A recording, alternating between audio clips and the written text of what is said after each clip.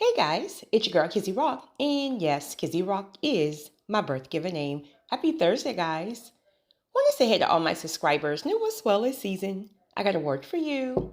Tap in. Happy Thursday, guys. So I want to speak to you guys about a couple of things. I want to speak in regards to some reasons.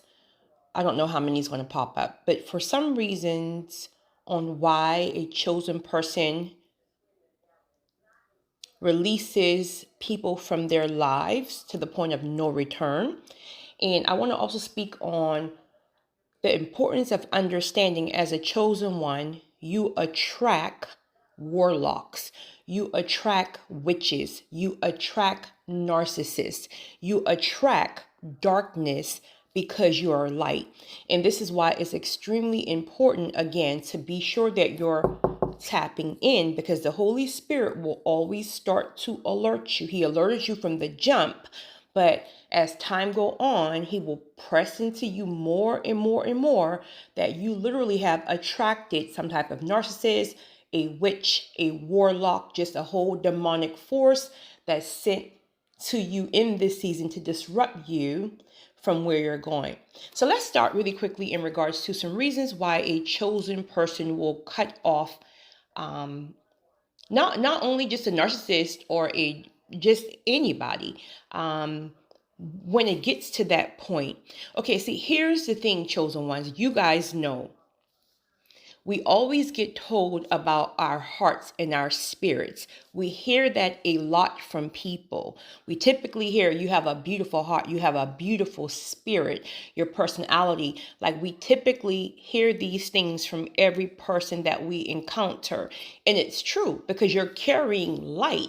The issue is sometimes we don't even know we're carrying that light. Well, now we know. Now we know. But long ago, before we really tap in to know who we are, we were trying to figure out, what are these people talking about?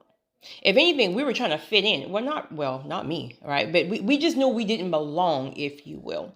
But now that we know that we know that we know who we are, right?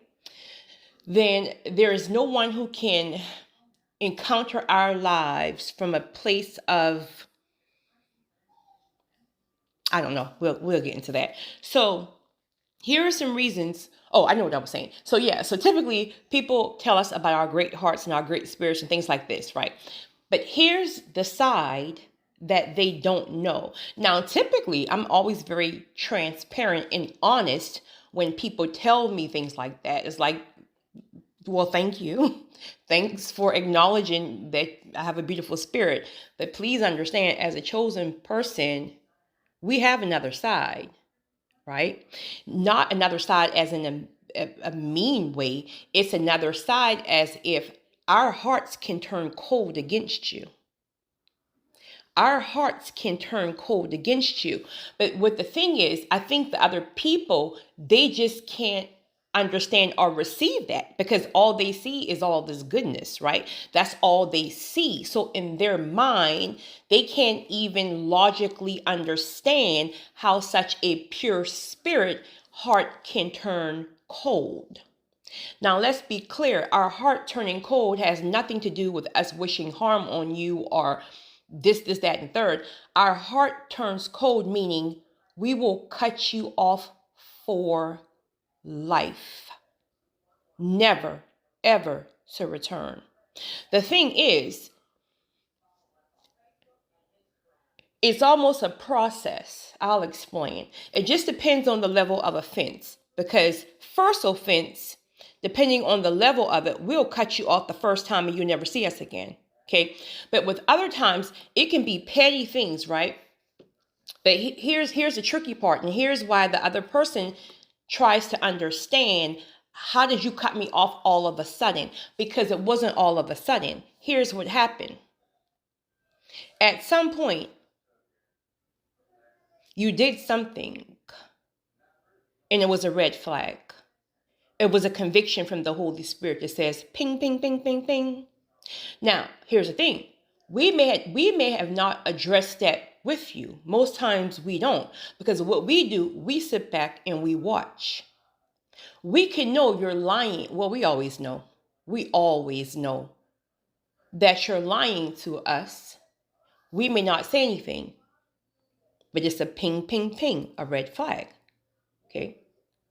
And this can go on and on and on. So let's be clear. These are not major offenses. As I stated, with certain major offenses, you cut people off and you never to return from one offense. But I'm speaking more so less about minor things. These can look like a lie. These can look like trying to push past boundaries that you've already set. Because when it comes down to narcissists and demons and demonic forces, you can have a boundary set like, listen, okay, this is what I'm going to do. This is what I'm not going to do. This is what I'm not ready to do, etc., etc. But what they do is they push past the boundaries because in their mind, you're so nice. You're so easygoing. Your heart is so, if they push past the boundaries, that you will drop your boundaries. No. We'll drop you instead. See, we just don't say much. We sit back and we watch while you fool yourself to think that we're the fool. All along, we're taking notes. And what happens is over time, those small offenses build up. So, truth of the matter is, we know that you only have one more time. We're just waiting for you to try that one more time. So at this point, for example, it could be 6 small offenses. You came out your face and you said something the wrong way, but you're so demonic that you will make it seem like, oh, I'm just joking. Well, we all know what narcissists do. They say things to try to hurt or belittle you, right? Because with narcissists, they have to break you down, right? With demons or warlock or witches, their assignment from the enemy is to break you down. That's the whole assignment. That's why they're sent to you, to break you down. So if you're not a strong person, if you don't know who you are and what you carry as a chosen one, they will break you down. So when they're saying little things to you, right? And then you react to it or you bring it up, what would they say? Oh, I was just joking. You're so sensitive.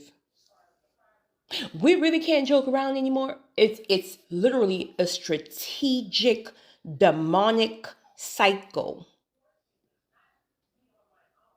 As a chosen one, the people around you should be people on your level. People who uplift you. People who bring things and value to your life. So why would you allow a person who is playing in your face, who is disrespecting you, who is putting you down, who is torturing you, who is lying to you, who is manipulating? Why do these people even have that kind of access to your life long term? Short term, it is what it is, because sometimes God sometimes can design things like that too, where it's almost like he won't give you the okay to cut the person off just yet. It's something that he's doing. It's something that he's doing, and it's going to be something that flips on the other person. This can look something like, for example, God gave them access to you for 2 or 3 months, just for you to treat them so good, because that's what we do as chosen people, right? If you're in our lives, we're good to you. We just treat you good. That's just who we are, okay?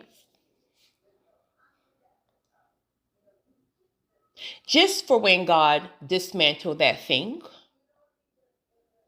And after you, everybody that comes after you is going to be somebody who is just as heartless and cruel as they are. So God used you to expose another side. A lot of people have not encountered chosen people. So maybe God allowed them to encounter you just so when you leave, everything after you is going to straight drag them. They can never, ever go to another person after you who's going to have their back like you did. So it was a setup. So now you know what you missed. As a chosen person, typically we don't have a lot of people in our lives anyway for different reasons. It's just spiritually, it's spiritually safe.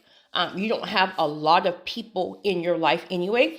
But here's the thing that a lot of times, sometimes chosen people deal with. You typically hear people say, and these are genuine people that's really genuinely in your life, right? And you're very fond of them and they're great people. But typically they start to say things like, I don't know what I can give to you. Like it's almost like my hands are tied. I feel like God have blessed the chosen ones on such a level that it always makes me feel helpless. Like, what can I do? And I always tell people, speaking from my point of view, chosen people really don't want a lot. If you typically ask a chosen person what they want, you're not going to hear anything materialistic. You're going to hear things like respect, value, honor. Respect means give me the same respect that you expect from me. Respect means you value, you recognize what you, just don't disrespect me, period. We're grown. We don't have to even sit here and get too deep with that. Just don't disrespect. Value, meaning you realize the rare person that you have. So when you have rare people, you got to treat them different. You don't treat rare people like you can never put rare people in a lineup with regular people. You just can't do it. You can't do it because you're handling a rare person like you would handle your average person. No, with the rare chosen person, you got to have us on a pedestal. And that's not saying anything like worship. I'm speaking about value level. There's people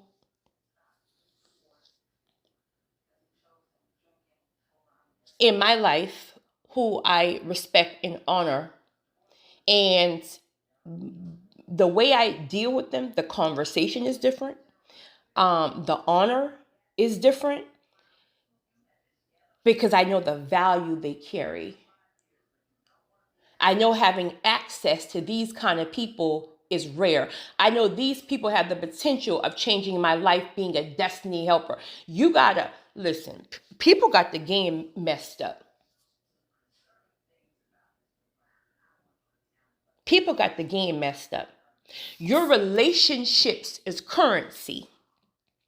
You can lose a job, a business today, but it can be a relationship that takes you higher.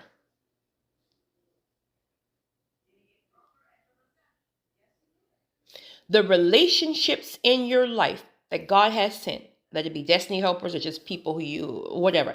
The relationships in your life needs to be solid.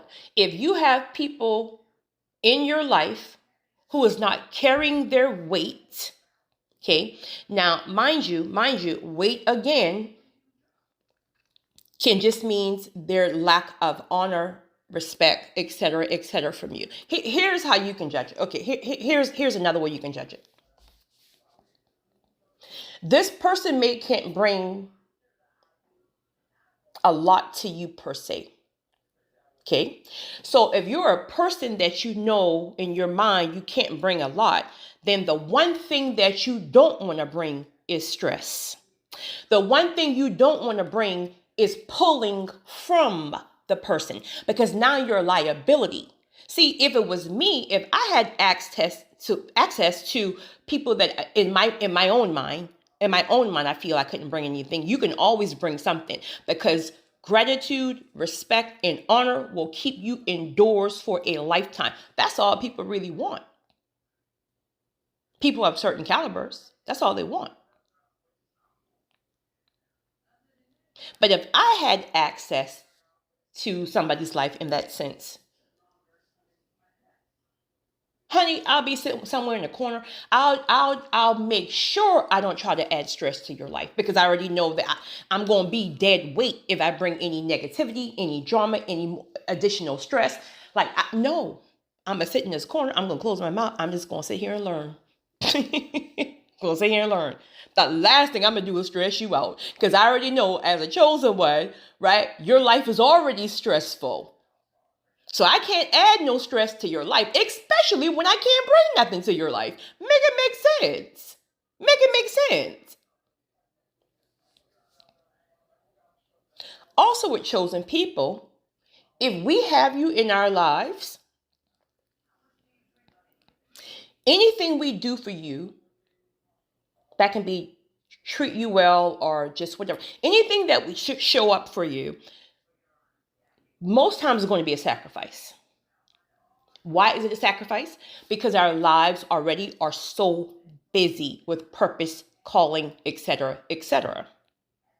So when we do something for you, typically it's going to be a sacrifice because we have to take time out of our day to do it. It's a sacrifice. But we are great at prioritizing things that's most important because that's what value and honor is about. You value the things that's most important in your life and you sacrifice for that, right? Okay. So typically as chosen people, whatever we're doing, it's a sacrifice. So please don't ever look at that sideways like, oh, well, you just did that. Oh, no, it was a sacrifice. Because we got 35,000 other things to be doing, but we chose to attempt to respect and honor you first.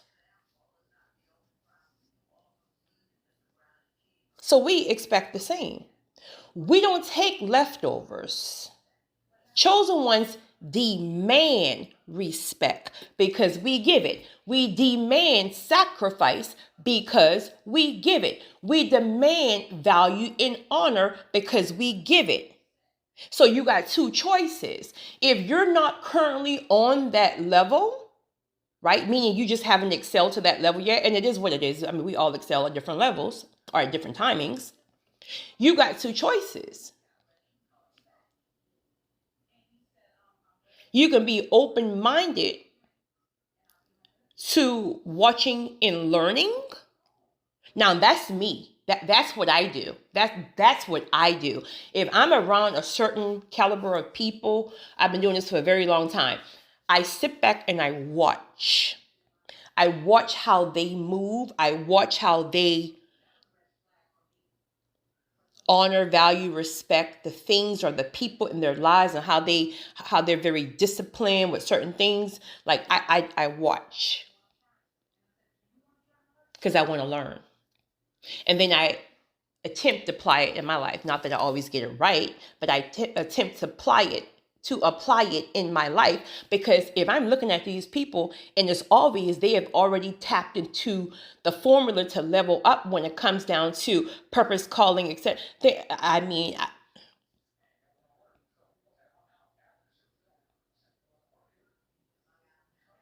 So the people in your life has to bring something, my friends. You can't have people around you who disrespect and dishonor you. God will keep you at your current level. Why would God take you higher for you to have people around you with the wrong intentions, the wrong mindsets, just for they can steal his blessings? No, he'll hold you back first. Make it make sense.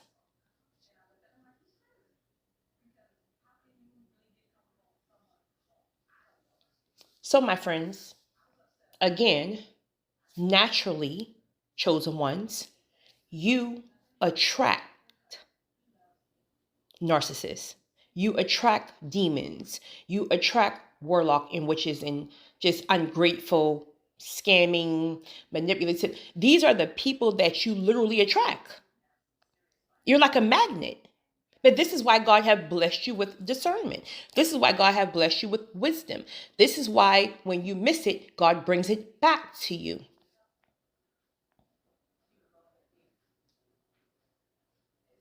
When God brings something to your attention, when God opens your eyes about a person because it's something you miss, sometimes what he'll do is like, if it's not like a one offense type of thing, but you were letting things slip and slip and slip and slip and you just didn't say anything, what'll happen is when that last offense happened, God brings everything back to your attention. Remember the time they said this? Remember the time they did this? And it was a conviction, it was a red flag. Remember this, remember this. He'll start showing you everything at once, and it will turn you off so bad that you even allow someone to play in your face. But one thing about a chosen person, once their eyes are open, our eyes are always open. Again, sometimes we miss things, let it be because our own heart, or we're just not tapping in the way we need to be tapping in, or maybe God just didn't give us the okay to release them just yet. One thing about a chosen person, once their eyes open and they see you for the very person that you are, they will cut you off for life. There is no amount of begging. There's no amount of blowing up somebody's phone. There's no amount of trying to correct the issue. No, because you had all the time to correct it when somebody brought something to your attention, right? You should have known better to even start to begin with, but whatever. You had all that time with a chosen person. They may not cut you off quickly, but when they do, they cut you off for life. There is not one person that I can even think about when it comes to chosen people where the person don't somehow want back into their lives one way or another. It could be maybe the person learned their lesson and they realize that it could be just them wanting access to be under your umbrella again. No. Let me tell you something about a chosen person.